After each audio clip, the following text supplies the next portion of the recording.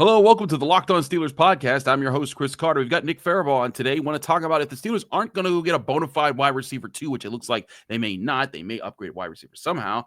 How are they going to make up for that schematically? And that's where we're going to look at the screens, play action, middle of the field. All of that could be a big factor. We'll talk about all of that and more here on the Locked On Steelers podcast. Let's get into it.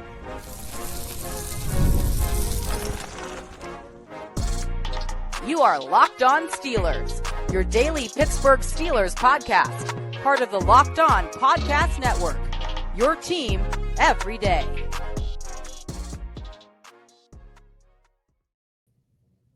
Hello, welcome to the Locked On Steelers podcast. I'm your host, Chris Carter, bringing you your daily dose of all things on the Pittsburgh Steelers. As always, you can find this show on your favorite podcasting apps and on YouTube. Like this video if you enjoy it. Subscribe to this YouTube channel to get all of your daily Monday through Friday episodes, as well as our bonus content. We thank you for making us your first listen every day, because we're your team every day. And today's episode is brought to you by Prize Picks. So download the Prize Picks app today and use code LOCKEDONNFL to get $50 in lineups after you play your first $5 lineup. More on Prize Picks later. As I said before, we're joined by the man himself, Nick Farabaugh. He's back from PennLive.com. We love his work covering the Steelers. Nick, we know that there could be a wide receiver move down the line or even around the corner, or literally as soon as we finish recording this episode, knowing Omar Khan. But we also know that there's a possibility that they could kind of ride with who they have. The Steelers last year were in pursuit of big-name wide receivers, didn't land them, and that led to they eventually landed a guy later in the season in Mike Williams, but there wasn't their big splash of a move, and they haven't had a big splash yet, and I don't think they're going to get a big splash. Maybe they get another depth piece for the wide receiver room, but the lack of a wide receiver too, can it be made up for by improvement in certain schemes that we're seeing more involved in their offense, a la screens, better execution of the screen passes, because the Steelers have been terrible at screens for years, the effective use of play action and use of attacking the middle of the field with the passing game, all things that we've seen more of with Aaron Rodgers in the mix and with this newer offensive line that is athletic and wants to go out in space. Are those things that you think can mitigate not having that bona fide wide receiver 2, or is this just all kind of covering up a big problem that's going to eventually expose itself? To a degree, I think it can. Listen, against certain teams it will, right? There are certain teams, it's a floor-raising idea, right? Okay, play action, floor raiser. Screen game, floor raiser. Like, it takes pressure off your receivers, your quarterback, your offensive line, all of those things. Actually, PA puts more pressure on your offensive line, but the Steelers believe they have the offensive line to do that, and I think that they are much better on the O-line this year. Here's the thing. When you get down 14, Chris, and you have maybe 10 minutes left in the game, and you got to go spread 11 personnel in the gun, you got to have the receivers and the horses to do it. I think that's where the Steelers are going to get in trouble. I'm just not sure they have the guys to do it. And so can it mitigate something? Sure. Can you get a little bit more explosive throughout a game? Sure. And so I think there's some things it can do. And I think Jonnu Smith and the tight ends will help this. But there is not another offense in the NFL like Arthur Smith's that legitimately does not use their wide receiver 2s nearly as much. It's kind of weird in that regard. So the Steelers, I think, need a legitimate wide receiver 2, or need to cobble together a kind of array of options that can kind of supplement that, right? If you have Roman, Calvin, plus another guy, plus the tight ends, and it works like that, and you just don't have one guy, fine. I think that can work too. We've seen teams do that before. But I do think not having the Joes, right, that guy on the outside that you say, man, when we get down 14, can these guys just route these corners up and win? I think that's one area that I think it's tough to see them fully kind of mitigating, even with schematics. Right. And like, that's the thing that the Steelers are kind of hoping that the defense does have in spades, is that they can match up with guys to guys, man to man, and say, hey, you're just not beating us. You better scheme up some brilliant stuff, some Hey Arnold trick football. But if you don't have that in your back pocket, it's going to be a long day for you. And I think that's the problem the Steelers could run into when they run into some really good secondaries out there in the NFL. You think of, groups like Christian Gonzalez and the Patriots. You think of what they got in Denver. Like there's going to be some groups out there that are going to give them a harder time if they line up against them. And I think that's where it does help to have that bonus to win on its own matchup. And you can't certainly do on his own.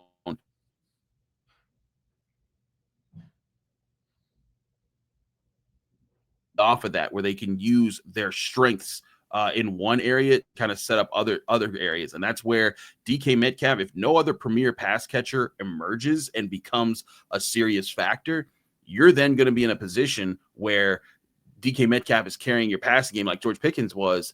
And if those tight ends, Jonnu Smith, Pat Fryermuth, Darnell Washington, aren't a premier part of your offense that are actually hurting teams are going to isolate DK Metcalf, take him out of the picture and say, beat us with these guys. And if they can't, especially when they're playing a team that they need to catch up in points, like you're saying, that could be an Achilles heel. It can be. And here's the thing. I mean, we have seen teams before just have great scheme and take quarterbacks like Jimmy Garoppolo, for example, to the Super Bowl. It has happened before. Sure. Here's the thing. Kyle Shanahan, Arthur Smith is not. I do not believe in Arthur Smith like that. Like, I just don't. And, he had great offenses in Tennessee with Derrick Henry and A.J. Brown. He had a lot of talent in those Tennessee offenses, and he took Ryan Tannehill to the AFC Championship. So has he done it before? Sure. But do the Steelers have Derrick Henry? I don't think so.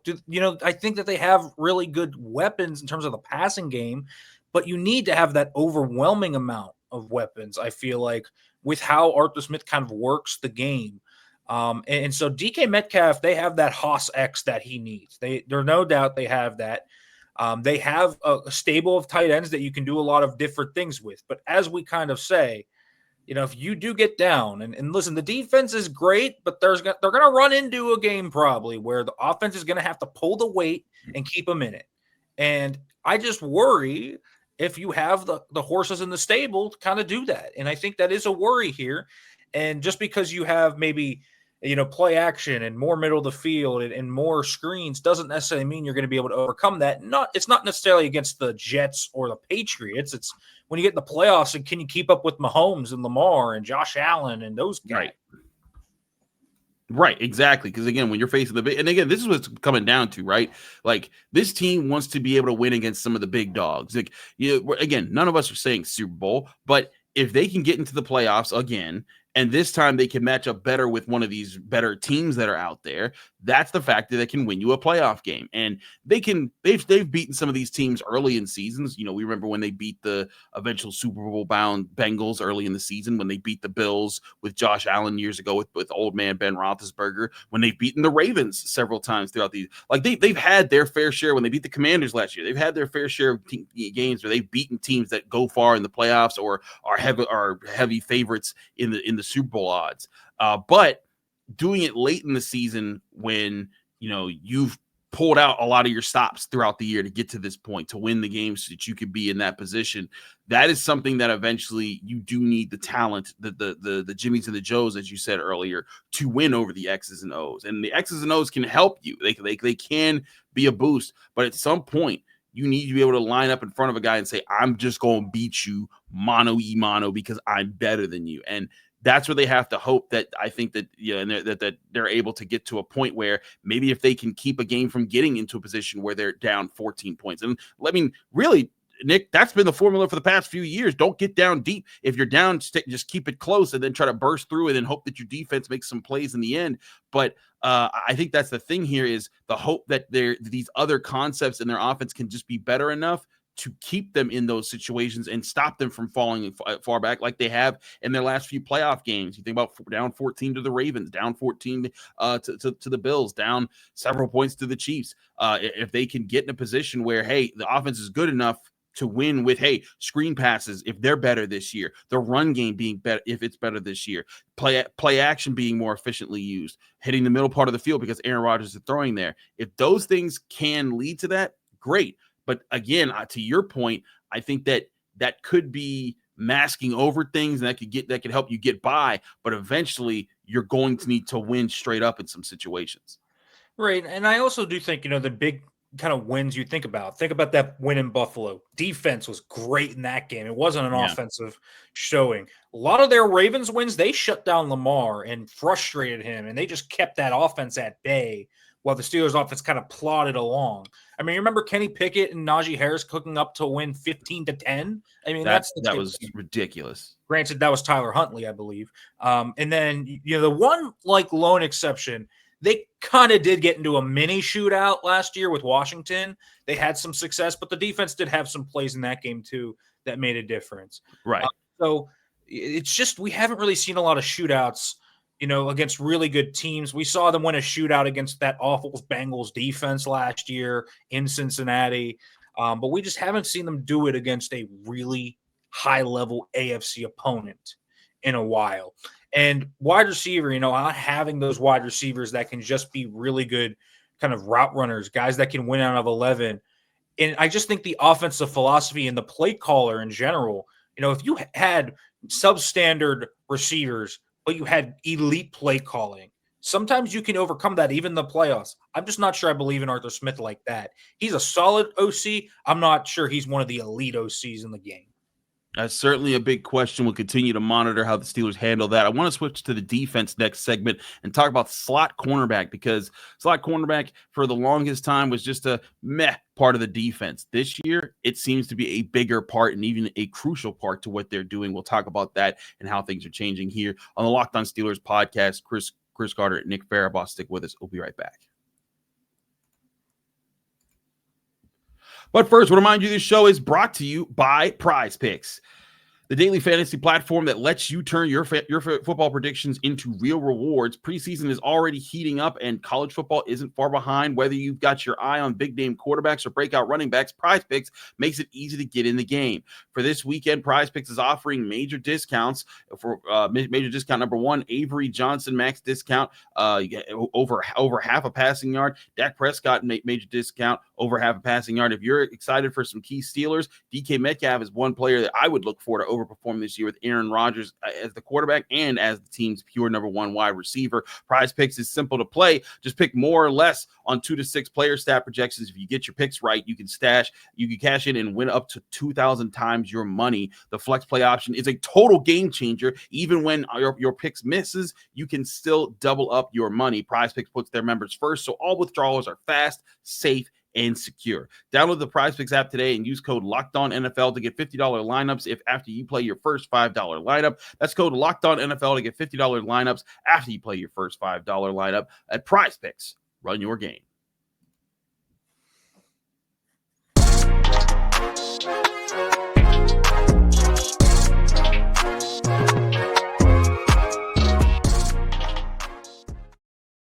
Back here in the Locked On Steelers podcast, I'm your host, Chris Carter. We continue our show here. Actually, before we continue our show, we got to remind you, because we have an important request. Locked On wants to hear from you, the listeners and viewers. We've put together a survey to learn more about our listeners and make your favorite podcast even better. This is your chance to tell us what you like, what you don't, answer questions about our advertising. So go to lockedonpodcasts.com/survey to get started. Everyone who completes a survey will be entered for a chance to win one of 10 $100 Amazon gift cards. Again, that's lockedonpodcasts.com/survey. You can also find the link in the show notes. Thanks for helping us out here at Locked On. All right, Nick, let's continue our talk here. Now, slot cornerback is a position that, over the years has kind of just been, maybe not ignored is the right word, but not placed at a priority for the Steelers to address, right? Like, Mike Hilton was really good, but Mike Hilton was an undrafted free agent that they just happened to work out with. They haven't, and since Mike Hilton's left, they haven't really invested in trying to fix it. Just last year, Beanie Bishop was another undrafted free agent guy, rookie, trying to make a dent in the position. But this year, that seems to have changed in just the way that they're using Jalen Ramsey in that spot. They're rotating other guys into that spot. Brandon Eccles is like a backup option there. But also you look at how they're rotating the safeties into the slot position. And it just seems to me, at least, Nick, that the Steelers have kind of acknowledged that, hey, this is a crucial part of the defense. We need to have crucial plays from this crucial part of the defense.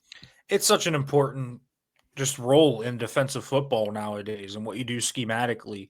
So many teams, you talk about the middle of the field, wanting to attack it on the offensive side. Well, on the defensive flip side, how do you prevent big plays in the middle of the field? A big part of that is having a great slot corner that can play down near the line of scrimmage, can be a menace in zone, can man-to-man up on tight ends and slots, and come down and blitz also in the run game. Like, it's a really multifaceted role. You do a lot of different things, and it opens up your scheme. Or it diminishes your scheme, like last year where the Steelers didn't have any trust in either of their nickels.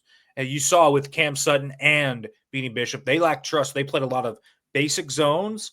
And when they tried to mix it up, things didn't go so well. And so when you put such a huge kind of big investment in Jalen Ramsey and then Brandon Echols, and then even drafting Dante Kent as another kind of draft pick, right? When you make really a 3-tiered investment in that, plus you keep Beanie Bishop, you say this position is something that we are not going to mess around with anymore. And that's because it has become one of the near premium positions on defenses nowadays. You look at guys like Brian Branch, Kyle Hamilton, Trent McDuffie, just game-changing players that play in the nickel. They shape defenses. And so that's the type of talents you get here. And so that is exactly what the Steelers did when they got Jalen Ramsey.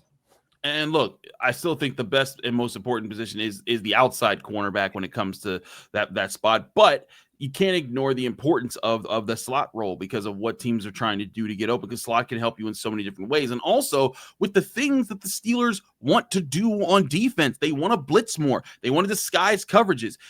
Again, I bring up, Cam Sutton, they had disguises set up for him. He just couldn't pull them off last year. I go back and watch an all 22 version of the first touchdown Lamar Jackson threw in that playoff loss to the Ravens. You can see during the play, Cam Sutton's lined up in an underneath spot and then drops back into the end zone and is in position to be the person. He was first to the spot where the ball was going, and he just misplayed the ball entirely, and it should have been an interception because Lamar Jackson got baited into what Terrell Austin drew up. Cam Sutton just blew it. And that's where you can't have that happen. And there were so many times that you could say that we were saying Cam Sutton just blew it. And Beanie Bishop was vulnerable to that too, even though he did have 4 interceptions on the year.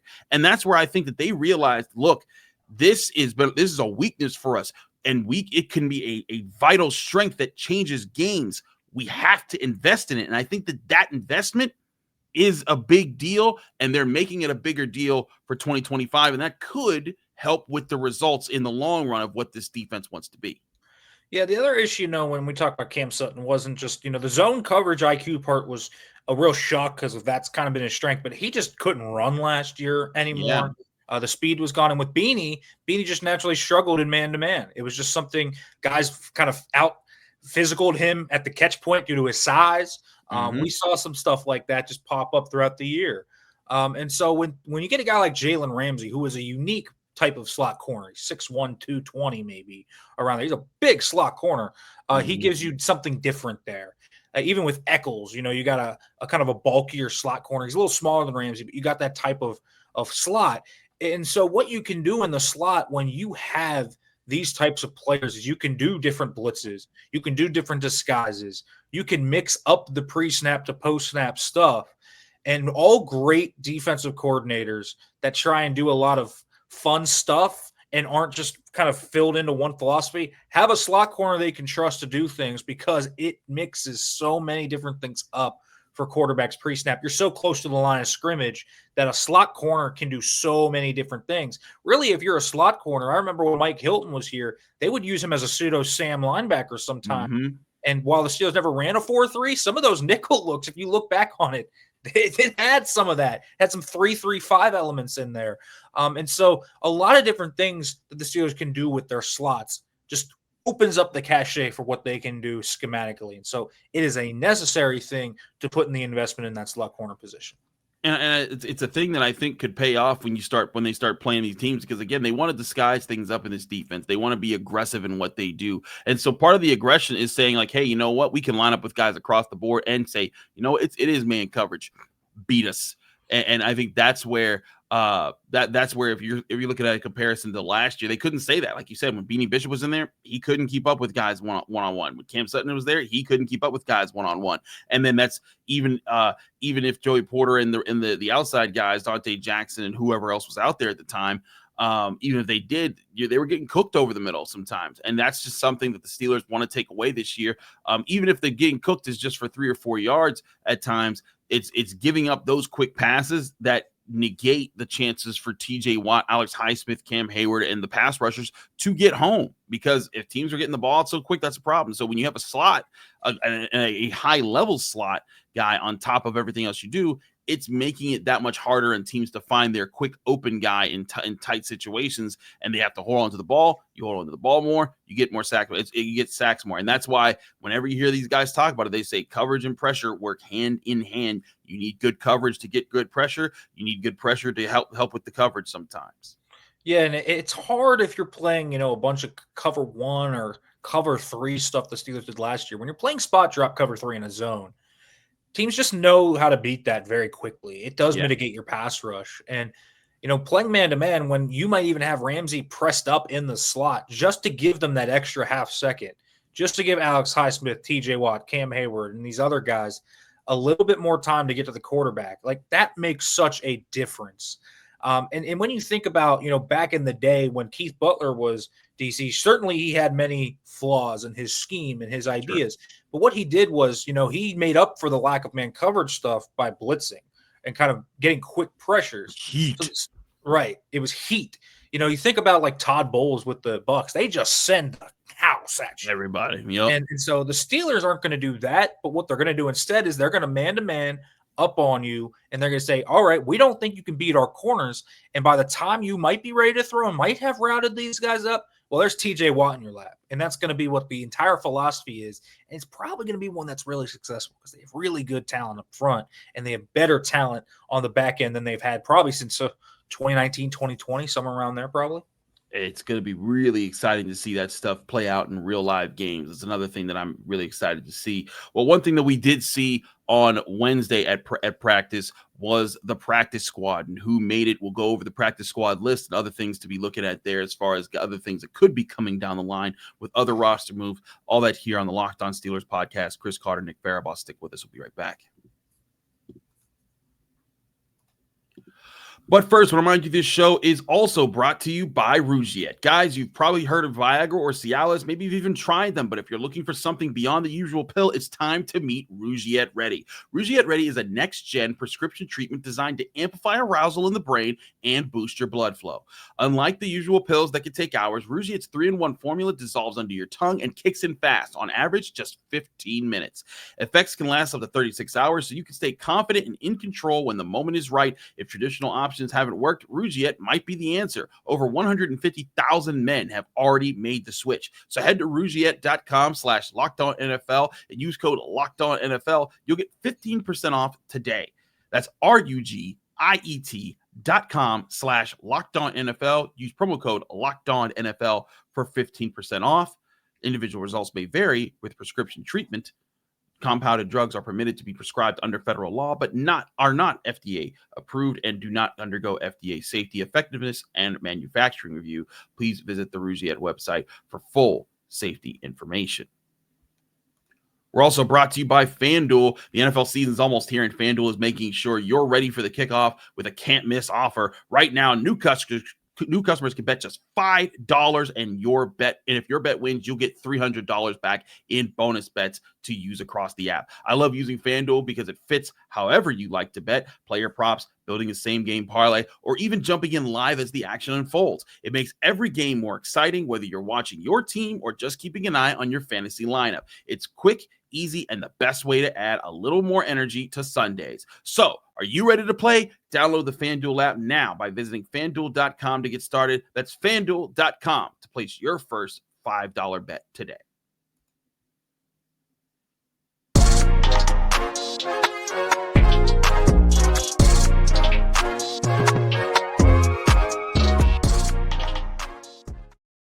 We're back here on the Locked On Steelers podcast. Chris Carter, Nick Farabaugh. Nick, let's talk about some practice squad. The Steelers announced their practice squad on Thursday. I'll run through the positions here, and then I want to get your thoughts on some people that might have surprised you or how you feel at this group in general. At running back, they kept both Trey Sermon and Lou Nichols. We talked about that being a possibility. Wide receiver, they keep Robert Woods, Keyshawn Williams, and Max Hurleman. That's an interesting group there. Tight end, they keep J.J. Galbraith. On the offensive line, they keep Stephen Jones and Dylan Cook. At linebacker, Julian Welshoff. On the defensive line, Kyler Baugh and DeMarvin Leal. And then at cornerback, James Pierre, Beanie Bishop, Deshaun Jameson, and Daryl Porter. And at safety, Sebastian Castro. Nick, is there any name there that surprises you that they're back or excites you that they're back?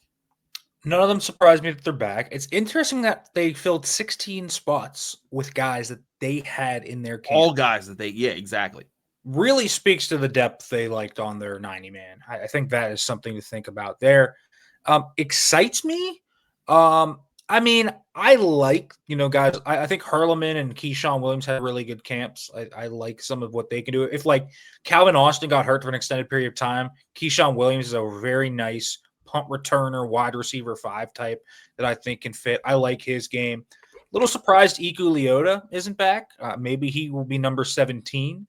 They got to get that international exemption first with Welshoff, and they'll have the 17th one open. So we'll still have one more coming probably. I'm not sure anyone is like, oh, super exciting. Sebastian Castro, I think if there's injuries in the secondary, is going to be a good player. Daryl Porter showed some things as well at corner. So there's some guys in there. It's a good group.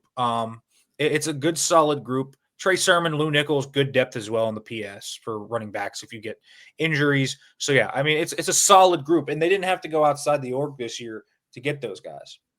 Yeah, I think that is positive for their just scouting of talent to assemble, like you said, their 90-man roster so they could find those guys. On Sermon and Nichols, there were a lot of people that love Lou Nichols. He runs hard, runs squared. I think he was good. But I felt like both him and Trey Sermon were like, hey, you know what? If this was one of those bare bones running back years like we saw way back in like the early 2010s before Le'Veon Bell era, maybe that they would have been on one of those teams. But the way I look at it, their current alignment of Jalen Warren, Caleb Johnson, Kenneth Gainwell as your top 3 backs, with then these 2 guys coming off the practice squad, that's plenty of depth there. Like if disaster strikes and they lose 2 running backs in their rotation at some point, I'm not saying I think that Trey Sermon and Lou Nichols are ready to come in and start, but I think that they could come in and give you solid minutes and even a couple games of here and there, good reprieve that can keep your run game going.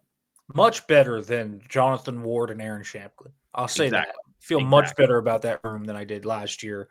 I think about kind of outside linebacker as well. I mean, DeMarvin Leal potentially having to come up, find depth. If you need special teams, you got a great gunner down there and James Pierre. Like there's different things. They have Beanie Bishop, of course, on there as well if you need slot help or you ever don't like what you see from some guy in the room or you get injuries. Easy elevation. You have a guy with starting experience there. There's a lot of experience in that PS2 as well. And the young guys have intriguing things that they've shown flashes to work with. So there's a lot, I think, to work with there on that practice squad. I am a little surprised they didn't just kind of go outside and try and bring in some offensive line names. I think that might be a surprise. Maybe it's coming, but I mean, re-signing Sharping, bringing Jones and Cook back on the PS. Clearly, they feel fine about their depth on the offensive line, at least for now. Maybe that's something that changes over the next few days. But interesting that they kept 12 offensive linemen between that and the practice squad, and none of them were external. Yeah, and I thought that's really interesting considering offensive line's depth. It was one of the biggest questions we had going into the 90-man roster for training camp. So it does make me wonder, like you said, is there another shoe to drop here when it comes to that position there? Let's talk about wide receiver because we talked about how wide receiver 2 is still a need for this team. Robert Woods was a guy that we kind of looked at as the Van Jefferson or the Allen Robinson of this year's team. But he doesn't make the team. And something that you and I talked about, I think like a month ago during training camp when we were out in Latrobe, was that this team didn't need that Van Jefferson, Allen Robinson presence as much as the past couple years did because DK Metcalf is the leadership presence. There's no George Pickens who you're like, I don't know if that guy's a leader. Same thing for Deontay Johnson, who, by the way, got cut again. But you look at that. Robert Woods, I think that he can be a fine, extra backup, but there's not a priority to keep him for that leadership role. So they still find a way to keep him on the practice squad. But I do think that's interesting that they did there. Also, I liked Keyshawn Williams as an outside guy, and Max Hurleman, I thought, did a really good job getting open. Needs to complete his game a little bit more. But I liked this wide receiver group that they kept. You keep an older guy, you keep an outside guy, and an inside guy. Yeah, I mean it's a diverse group, and I mean, listen, Woods could be poached any week. He probably will get. Right. I'm assuming, I don't even know if they would have brought him back. I'm assuming he just kind of came in when MVS went to San Fran, and MVS would have been the guy there. But we talk about that wide receiver room, and you hope that they don't need anybody off the practice squad, because you hope Roman Wilson continues his strong preseason, and who knows, Scotty Miller's found the elixir to go back to Tom Brady days in Tampa, and he's going to give you 600 yards out of nowhere this year, and you hope that happens. But yeah, for what they have, I mean, they have a different skill set on each guy down there on the PS. And it kind of breaks up some of the sameness, I think, of Calvin Austin, Roman Wilson, and Scotty Miller. There's a lot of similarities between those three. And so having kind of the diversification of skill sets they have on the practice squad at least helps that a little bit. I agree. I think that could help them out there. Final thoughts on this, the practice squad. If there's a name on this list that gets called up first, who do you think it is? James Pierre, probably. There we go. Yeah. Get James, the man who will never die on a Steelers roster. I mean, is anyone going to be surprised if this guy comes up week 1 and is the starting gunner across from Skowronek? I mean, I'm not. In fact, I kind of expect it to happen. I mean, I was just surprised that he was cut in the first place. I was like, I thought he was easily on the roster. Right. Just does not bring enough coverage utility. I guess they might give, Eccles in some of these other guys chances to kind of showcase what they can do as gunners first. But James Pierre, obvious first name, I think that could come up. I mean, if they like, I guess Leal could, if Herbig's going to miss week 1. I guess he's a possibility that could come up because they're not going to play with 3 outside linebackers. The other one that I think is kind of obvious to me would be Bobby Trees. If you need him for anything at all, if you kind of feel you have that, if you're going into a barroom brawl of a game, I just feel like having his grittiness, his physicality, his ability to kind of block and just stick his nose in the fan is something that they would kind of value. So those are the 3 names, but honestly, my first guess is James Pierre, purely off his special teams acumen. Well, don't talk about James Pierre's coverage skills, otherwise the spirit of Tony Serino may come after you. But thank you, Nick, for joining the show. As always, we appreciate you being on the show. Let people that can find you, follow you, and get more of your work. Yeah, you can follow me on Twitter at Farabaugh Blue Sky Nick Farabaugh. Make sure to check out the Steelers stuff, penline.com/Steelers, and make sure to check out the YouTube channel, The Steelers Blitz. Absolutely. He's Nick Farabaugh. Nick, thanks for joining us. Thank you all for joining us here on the Locked On Steelers podcast. I'm your host, Chris Carter. Follow me on Twitter, Instagram, TikTok, Blue Sky. All the social media handles is the same place everywhere, at Carter Critiques on all the different platforms. You can also read my work in the Pittsburgh Post-Gazette by going to post-gazette.com. And you can find me here every day, Monday through Friday, breaking down the Pittsburgh Steelers on the Locked On Steelers podcast. Get it on all your favorite podcasting apps and on YouTube. Like this video if you enjoyed. Subscribe to this channel to get all of those daily episodes. Back here tomorrow, finishing out the week and getting you ready for week 1 football starting next week. We'll see you here on the Locked On Steelers podcast.